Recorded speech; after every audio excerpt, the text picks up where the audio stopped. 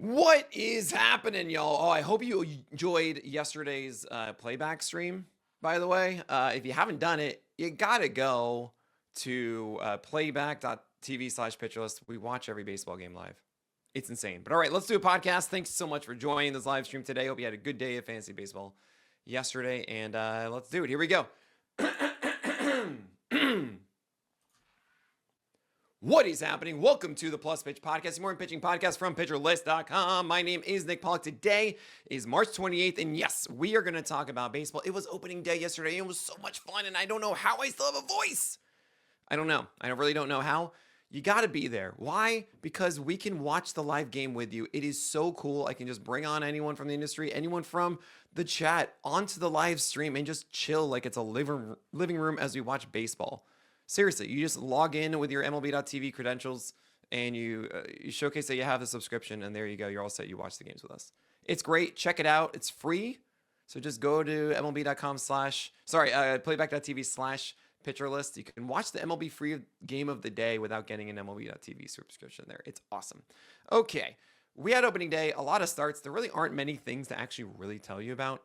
But MacKenzie Gore, my gosh, 6 innings, 0 runs, 1 hit, 0 walks, and 13 strikeouts, 20 whiffs, and a 39% CSW. He had a golden goal, which is amazing, of course. That means he had the highest CSW count and the highest whiff count of any starting pitcher yesterday. And I had him ranked at 28 out of 28 on my daily streaming rankings. But you have to understand, don't hate me. It was just all aces. And Gore was going against the Phillies, and last year he was so inconsistent. We didn't know if he'd be really good or really bad. And I still said he was questionable, not a do not start. But what did we see? Something that was very good with Gore. 51% slider usage against lefties. It was 30% last year, but that slider last year was really a cutter at 90 miles per hour. And he kept that cutter, like he threw 6 of them. But he threw 23 sliders that were actually sliders, 86 to 87. Far more drop than the cutter last year. It's a pure gyro slider. 8 for 23 whiffs. He conquered lefties with this slider. So cool. Didn't throw it against righties at all. So he really cut back on the curveball against lefties and completely. It was just slider four-seamer. Still has a very good four-seamer, 95-96, with all the good pitch metrics you like. And I'm digging this. I mean, this feels more real than I've seen Gore. The real question is command, right? I wouldn't even say that he spotted pitches really well. A lot of things were in the middle with the slider and the four-seamer. The curveball was okay. You know, like it wasn't really this amazing offering selection to right-handers. Like he had some nice cutters in there, which is good. I was always excited about that one down and in to right-handers when he's cooking with that. But it's a little strange. It's the first day of the year. And I don't want us to say like, oh no, this is it. This is MacKenzie Gore's amazing run now. Keep in mind, the third start of the year last year, MacKenzie Gore had 11 strikeouts, okay, and 1 walk. Like that really should tell you, right? He does this at times. It's a little different because of the slider, and I wonder if that really is a difference maker for him. However, yeah, I don't fully trust it yet. But yeah, we have MacKenzie Gore on our teams. We roll with it. If someone's asking wants to get him right now and is so in on it, sure, sell high. But I don't think you're going to be able to do that. You just grow again, and we'll take it from there. Framber Valdez, 7 innings and 0 runs for its 2 walks and 4 strikeouts, got the win against the Mets. What's so funny is Framber Valdez, my biggest criticism of him is that, well, you have the sinker that's kind of hittable, and then you don't have a 60% strike rate among your other pitches. Now, the curveball in the second half last year, released from the start of August through the end, was absurd. It was like a 70% strike rate all of a sudden. And before then, it was like 55%. Well, yeah, it was 58% strike rate here, but 9 over 31 whiffs. Oh, man, it's Valdez. He is who he is, I guess, and you have him, you're going to roll with him. There are going to be ups and downs and whatever. Sean Burke went against the Angels, and he was the stream pick of the day because he's the only option for the stream pick of the day, 5% rostered. He got the win against the Angels here. 6 innings, 0 runs, 3 hits, 0 walks, and 3 Ks. 8 whiffs, 30% CSW. And only 73 pitches, but hey, good way to be efficient. The Angels aren't very good. I believe he also hit Mike Trout, so that's how you don't have those hits. But what is interesting here is that there's a slower slider, 71% strike rate, 5 over 28 whiffs is fine. My quick mental math put that as like a 17% swing strike rate, something like that. But I want it to be better. This is supposed to be a 20% swing strike rate pitch. Same with the curveball, which didn't have a single whiff, I believe, over like 14 thrown. And also the four seamer wasn't 96 that we saw last year, it was 94. So I'm a little weirded out by the success of Sean Burke here. Lots of strikes, but not overwhelming. And I think because it was the Angels where you had this result. He does get the Tigers next week, though, and that's not really that scary either. I'm not really going to jump on the torque train quite yet. So I guess we're going to roll with Burke one more time. I don't like the fact, though, that it is 94. It was 94 in the spring, and that concerned me because it was a young guy underneath his velocity. And generally, we see young guys at their season velocity. And what do you know? That 94 continued here. So 96 Sean Burke with his extension and verts is exciting. 94, not as exciting, especially if he's not commanding in the same way. Luis Severino against the Mariners. Oh, well, guess what? Seattle is a wonderful place to pitch still. The tea, because it's not the cold beer of Coors. It is the hot tea of T-Mobile Park. And as the anti-Coors, we have 6 innings, 0 runs, 3 hits, 4 walks, 6 Ks. Why? Because his sweeper, that was his most thrown pitch, was a 52% strike rate. Man, how do you... Seattle is so nice. I'm a little skeptical of this. It is really cool, though. Severino is doing what my favorite pitchers do, which is they ramp up as the season goes on. Your hardest thrown inning should be your last inning. And it was here. 99 is what he hit in his final inning, the final pitch that he threw with his four-seamer. You love to see that. But yeah, 52% strike rate on the sweeper, and then... the lefties got some cutters that I used to like a bit, but I don't know if it's really that good. I'm a little weirded again about Severino. I think just the matchup really, but hey, if you did this, that's great. I don't want to go with Severino against the Cubs. We have Logan Gilbert on the other side, 7 innings and 1 earned run, 2 hits, 0 walks, and 8 Ks. Watching it looked great, but then again, it's against Oakland and in Seattle. He went 23 for 24 strikes in the four-seamer, but he only got 2 whiffs on it. You know, so he was 24 strikes and only getting 2 whiffs is really bad. It's just not that pitch that he spots really well and doesn't quite set up. Like the at-bats for Gilbert are so frustrating because it's just he's a hurler, right? He's a thrower, not really a pitcher. I'm happy that he has the control, but it's not this like surgical takedown of batters, and it forever bothers me. It's why I didn't really want to put him in my top 5 starting pitchers. But hey, he did exactly what he was supposed to do in Seattle. The real question is if Logan Gilbert is going to perform well on the road. And we didn't really see him have as good of a time on the road, but he does so well at home that, you know, we accept it. So, all right, let's see how he does the rest of the way. Zach Wheeler, of course, ace is going to ace. Everything's great there. 6 innings, 1 run, 2 hits, 2 walks, 8 strikeouts. Carlos Rodon had a very interesting start. 5.1 innings and 1 run, 4 hits, 2 walks, and 7 Ks. Changeup is there, which is great against right-handers, is what you want to see from last year. He also had this new one-seamer sinker that had a lot of extra drop, and that's really fun. And I wonder if that's going to be a major asset for him against right-handers. It's not really the best ride into left-handers, so it could be an effective thing against them. Really, the slider is just killing it against lefties and everything's cool. And I did 9 over 28 whiffs. So I'm very excited here about Rodon. I think this is the best version of him. And it's a really good thing to keep going here. Eovaldi had 10 over 22 whiffs on his curve, and he had an amazing game against the Red Sox. 6 innings, 200 runs, 3 hits, 0 walks, and 9 strikeouts. 17 whiffs because of that curve. That's awesome. I really hope that curve actually sticks around because that's not really the Eovaldi thing. It's been like four-seamers, cutters, and splitters without the curveball being that kind of pitch, but I hope so. Zach Eflin did well. I mean, 6 innings, 200 runs, 2 hits, 1 walk, 2 Ks. Cool. 5 over 16 whiffs on sweepers. That's nice. And that was all but one of his whiffs. And 21% usage is pretty interesting for Zach Eflin as well. He's a Toby, though, because he's just 2 strikeouts. He's not really going to go do strikeouts. But yeah, I mean, maybe he's a Holly. I hope he's a Holly. That'd be cool. Paul Skeens ace is going to ace. I know he led 200 runs against the Marlins, but who cares? He's amazing. Hunter Green, 5 innings of 200 runs, 3 hits, 1 walk, and 8 strikeouts. He looks great. He really does. The velocity is absurd. It's a 99 plus now. That he was at 97 and change It's crazy. He's also at 17 to 18 inches of vert, not the 16 and a half that was already the jump last year from 14 and a half. And the slider went 63% strikes. That's what we want. But the greatest upgrade was the Cincinnati camera angle. Oh my gosh. Thank you so much. It was such a bad camera angle for so long. This is dead center. Oh, I'm so excited to watch Robbie Ray's change up there on Sunday. And Nick Lodolo. Oh, man. It's going to be so good. Freddie Peralta against the Yankees looked really bad at first. He did not have his command working. And even the home run against Austin Wells was like middle up, and Wells hit that one out fine. But 5 innings, 2 earned runs, 4 hits, 1 walk, and 8 strikeouts. He settled in. He favored the curve over sliders. Only 2 sliders against the right-handers, and just in general, too. It's kind of weird. But the four-seamer is cooking, and that's nice. The change did a really good job against left-handers. And that's cool. So we saw some Professor Chaos from Freddie Peralta, but then he settled down. That's nice.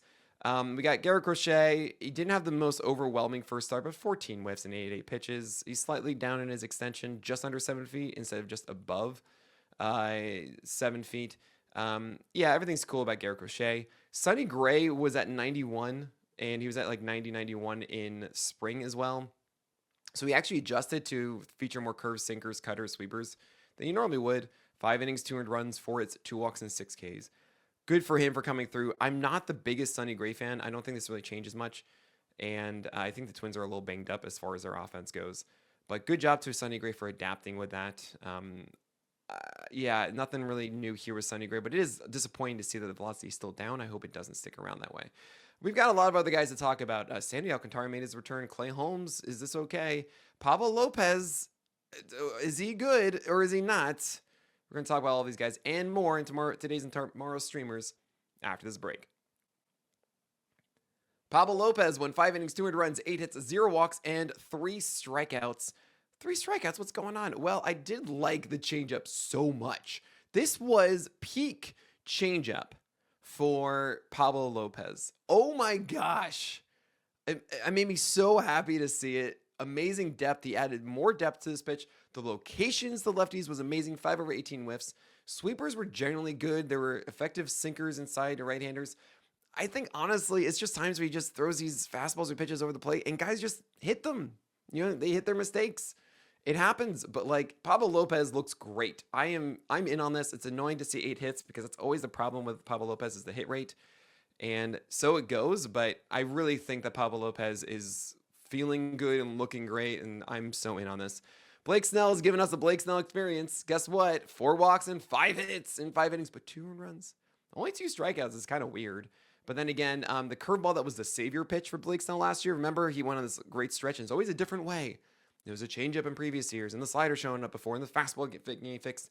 This one was the curveball last year. All of a sudden was this ridiculous high strike rate. 50% strikes on 28 thrown. Oh my gosh, Blake Snell. This is what you always do, right? April and May are just like, what are we going to do with you? And we are banking on this guy being the absolute stud in July or June or whatever it is for the rest of the year. Is that, I mean, like, can we always rely on this? This is why I didn't rank Blake Snell high. I know I'm being stupid because it's one game. I know. But, all right, give me a reason to not feel that way. Please. Clay Holmes, otherwise known as the Adobe. A lot of conversation about Clay Holmes entering this year. And the way I see it is I had him ranked outside of the reliable starters. Like, I think the reliable ones ended at Seth Lugo at 41 in my last edition of the list. And that means I was like, all right, who are the upside guys I really want to chase and believe in? I had Gavin Williams, I had Drew Rasmussen, Dustin May, Grant Holmes, Jackson Jobe, Richard Fitz, and Max Meyer. These are like all of the really fun ones instead of going for your Jose Barrios and your Taj Bradleys and MacKenzie Gore. To be fair, I did not rank MacKenzie Gore favorably. Did not expect that slider, nor did I expect him, well, do I expect him to be consistent throughout the entire year still? But that could be a huge miss for me, and I'm really excited about that because I want MacKenzie Gore to be amazing. But Clay Holmes was one that I wasn't as sold upon as others and still wanted on my teams. And what we saw yesterday, 4.2 innings, 2 earned runs, 5 hits, 4 walks, and 4 Ks against the Astros. We saw a little bit of this, and it was actually not the way that I expected. The sinker is generally the wild one for Clay Holmes, but that was actually 70% strike rate. But we have everything else not being a high strike rate. Everything else was under 60%, really actually hovering 50% across all of his other pitches. And what I really think here is that Clay Holmes is just getting comfortable into this. Like, there will be a moment that he finally finds his groove and it's cool, like, this is what my kick change is like. This is my breaking balls and everything like that. First start of the year, first time starting in an MLB game. Like, give him a break here against the Astros. You're going to keep rolling with this. You don't drop Clay Holmes the Adobe. But yeah, the 4 walks are the thing to really note here. Like, we saw multiple 3-walk games in the spring. I think that's the thing for Clay Holmes. And I would not say that command is the best asset of Clay Holmes. Every Yankee fan will tell you that. You have Sandy Alcantara, 4.2 innings of 2 earned runs, 2 hits, 4 walks, 7 Ks. Oh, the fear is always the walks. No. Those walks happened in his final inning in the 5th. Most of them did. And he was kind of gassed. He was at 91 pitches. Sandy Alcantara, look, we were ready for this to be like 65 pitch games for Sandy Alcantara because the Marlins said, yeah, we're going to slow him down and then make him more appealing for trades. And then all of a sudden, Craig Mish twice was like, guys, I'm right about this. He is going long in games. And yeah, 91 pitches for Sandy. He almost got out of this one too before multiple long at-bats that really knocked him out of this one. And he looked so good. I mean, I really can't tell you enough of how fun it was to see him throw these 24-inch ride sinkers. You're like, Nick, I don't understand the context of this. Look, you normally see sinkers move like a foot and a half at most. Like, those are like the good ones. That's 18 inches, right? When you see guys throwing 2 feet of horizontal movement on a sinker and averaging that, whoa, that is so much movement at 99, right? It's crazy. So, yeah, 7 strikeouts, guys. That was also the big knock against Alcantara, right? Oh, strikeouts aren't going to be a thing. 7 Ks. Not to mention, he threw a slider more against left-handers. It was actually, I remember seeing 6 pitches, I think, to lead off the second inning for Alcantara. Not one of them was above 93. He threw sliders a ton. And actually, incorrectly, 0-2, down and in slider, and it kept going at it. When he has this changeup that should be so good away, and I remember being actually upset on the live stream because, right, remember, playback.tv/pitchlist, guys, you gotta come and watch these games with us.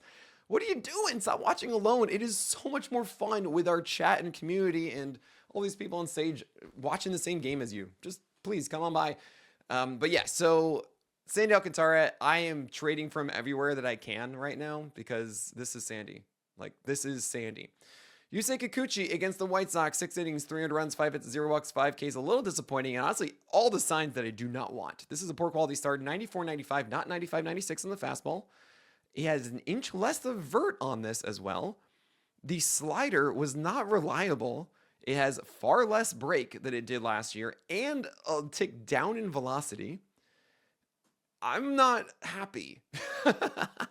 And here's the thing. I've been out on Kikuchi, not because I think Kikuchi can be bad as a pitcher and everything, but because I don't trust the Angels to correct him, to like fix him and work through this season. So yeah, Yusei Kikuchi, not in on this one. This was against the White Sox. Oh boy. He does get a nice start next though. So I guess you're going to continue for at least one more week with Kikuchi, but Logan Webb against the Reds was a very strange one. 5 innings of 300 runs, 6 hits, 3 walks, and 5 Ks. He threw 30% changeups last year, and here it was 11.5%. Oh my gosh. He favored the cutter and the sweeper more. The overall strike rate was horrific. Sinker was its normal self at 70% strikes. Actually, had 15 over 37 called strikes, which is what, like 38% or something?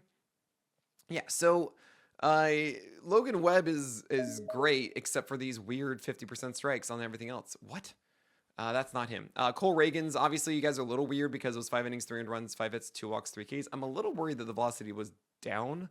It went down to 95.3. We're not seeing that 96 to 100 that we saw previously. He didn't quite have like the best command, and it's really been this frustrating thing with Reagans because like you know how good he can be when he gets locked in like this. It's just so good. But it wasn't his best game. And the thing is, it wasn't his best game, and yet it was still like digestible. You know, it didn't ruin your week or anything like that. So don't worry about Cole Reagans for now. Ben Lively had to pitch because Tanner Bybee had food poisoning, and Yeah, 5 innings, 300 runs, 4 hits, 0 walks, 3 Ks, like 67 pitches. He wasn't even supposed to be here today.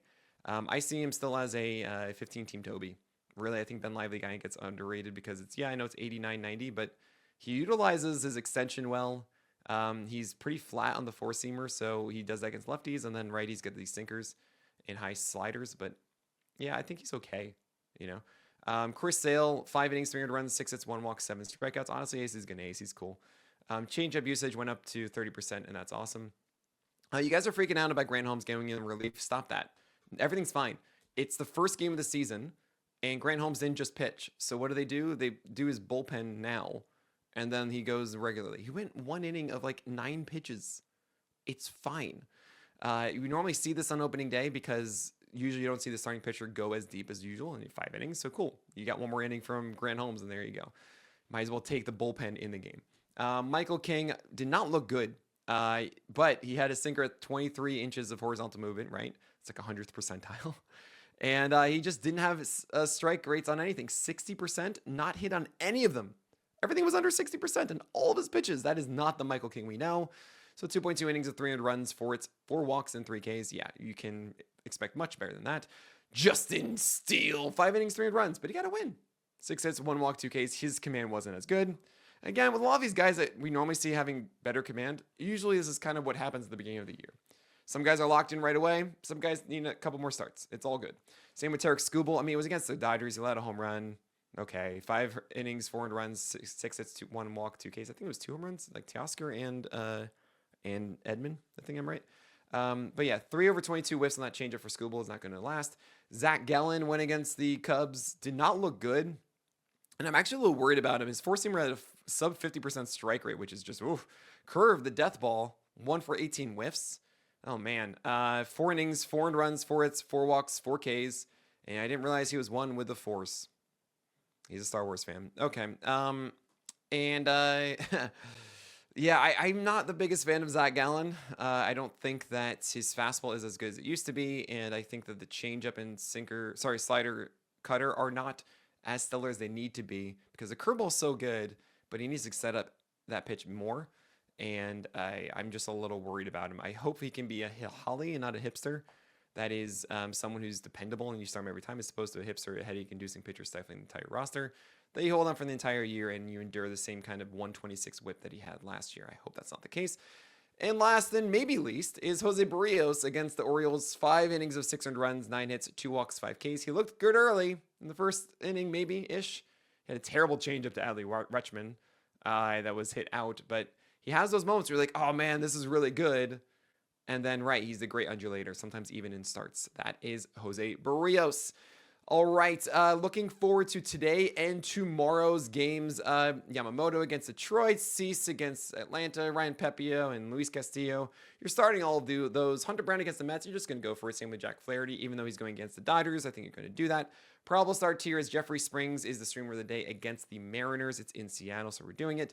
Kevin Gausman against the Orioles, you should be fine, but I don't love it. But I guess if I have Gausman, I'm going to do it. Questionable start, I'm worried about Ronaldo Lopez against the Padres. I think his velocity was down this spring, and that's pretty scary.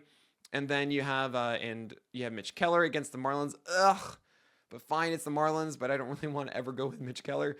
Merrill Kelly might have a good defense around him against the Cubs. Tanner Houck against Texas in Texas. I think that Houck isn't that great and was really banged up in the spring. I'm terrified of that one. Jack Leiter's on the other side. I'm excited to watch it. You don't have to start Leiter here if you have him. He's really a stash play. I think it's fun to do, so I'm going to do it in the leagues I have Jack Leiter. But this is very high risk, high reward.